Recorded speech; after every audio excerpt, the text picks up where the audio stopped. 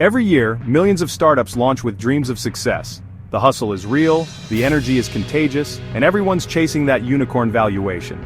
But the brutal truth? 90% of them fail. Let me repeat that, 90%. Some collapse in months, others after years of struggle. Years of blood, sweat, and tears gone. But why?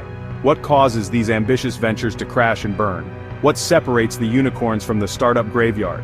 Today, we're breaking down the real reasons most startups fail, and what it takes to survive.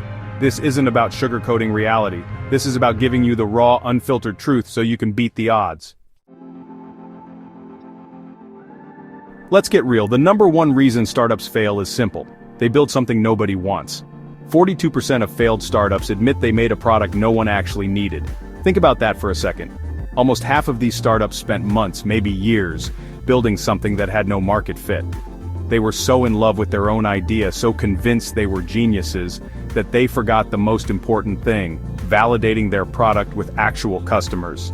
You can have the best technology, the slickest design, the most passionate team, but if it doesn't solve a real problem for a real audience, you're dead in the water. It's like building a luxury yacht in a desert. It might be beautiful, but it ain't gonna sail. So how do you avoid this trap? Talk to your customers. And I don't mean your mom and your best friend who'll tell you your idea is great no matter what.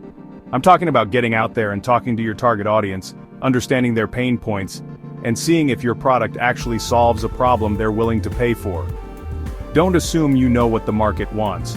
Test, iterate, and be willing to pivot if your initial idea isn't resonating. Remember, it's better to have a small group of passionate early adopters than a large group of people who are indifferent to your product.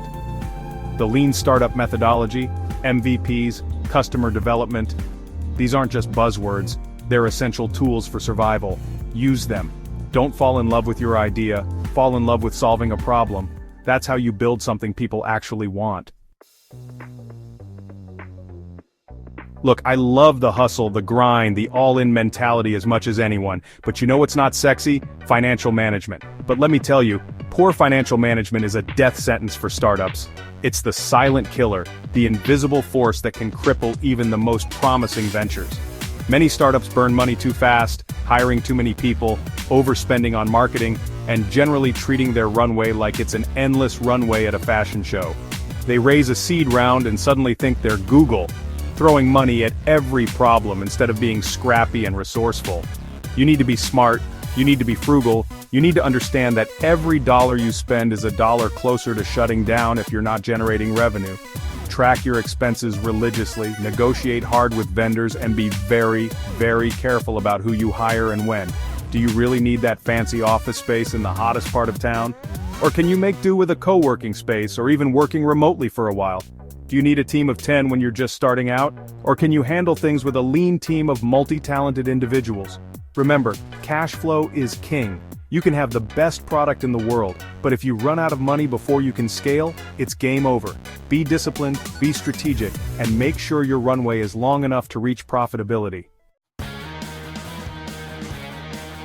Listen, I'm all about growth. Growth is the oxygen of any startup.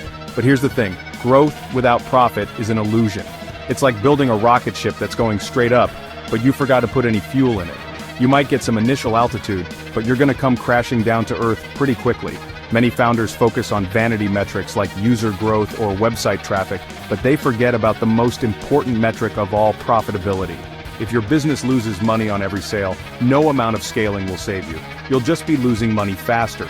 You need a sustainable business model, a way to make money that makes sense. Figure out your unit economics, understand your customer acquisition cost, and make sure your lifetime value is greater than your cost per acquisition. Don't be afraid to experiment with different pricing models, explore different revenue streams, and find what works for your business. But whatever you do, make sure you have a path to profitability. Because at the end of the day, revenue is vanity, profit is sanity.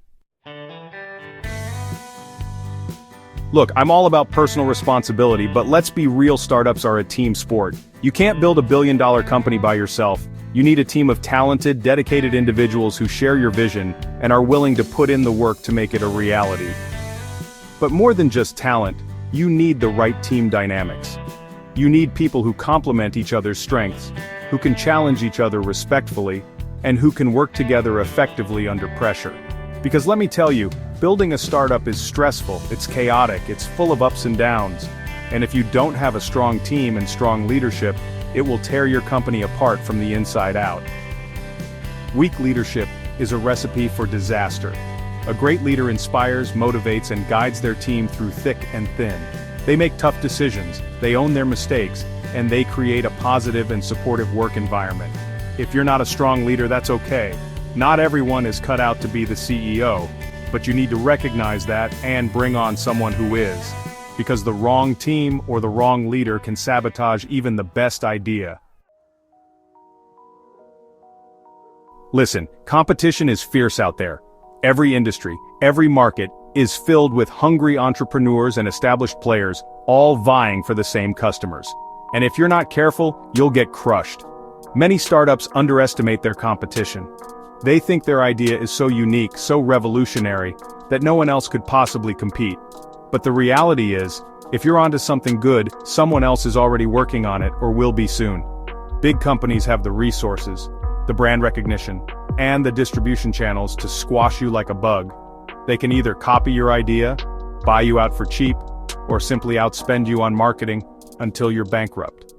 The only way to survive in this cutthroat environment is to constantly innovate. You need to be one step ahead of the competition, always iterating, always improving your product, always finding new ways to delight your customers. Don't be afraid to experiment, to take risks, to try new things.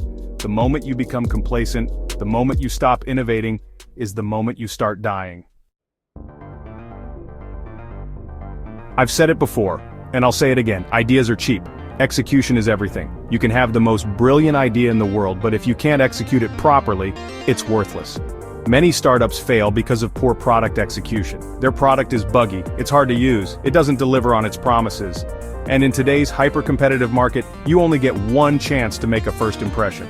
If your product sucks, people will not hesitate to delete your app, return your product, and tell everyone they know how terrible it is. Word of mouth can make or break a startup, and in the age of social media, bad news travels fast. You need to obsess over the details, sweat the small stuff, and make sure your product is the absolute best it can be. Get feedback from your users, iterate constantly, and never stop improving. Look, starting a business is hard. It's one of the hardest things you'll ever do, and the truth is, most startups fail. But that doesn't mean you should be discouraged. Failure is a part of the journey. It's an opportunity to learn, to grow, and to come back stronger. Tesla, Airbnb, and even Amazon all faced near-collapse moments. What separates winners from losers is the ability to adapt, to pivot, to learn from their mistakes, and come back stronger. So what do you think? What's the biggest mistake startups make? Drop your thoughts in the comments below, and don't forget to like and subscribe for more business breakdowns and success stories.